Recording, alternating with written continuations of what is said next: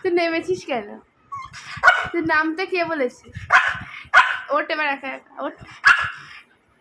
আমি তো ওঠাবো না। আসবা? আমি নামবো? গুড মর্নিং বল আগে। আগে গুড মর্নিং বল। শুবি না, নিচে শুতে নেই বাবা। তুই কি আমাকে সকালে ওটা হামি দিয়েছিস? দিয়েছিস আগে বল।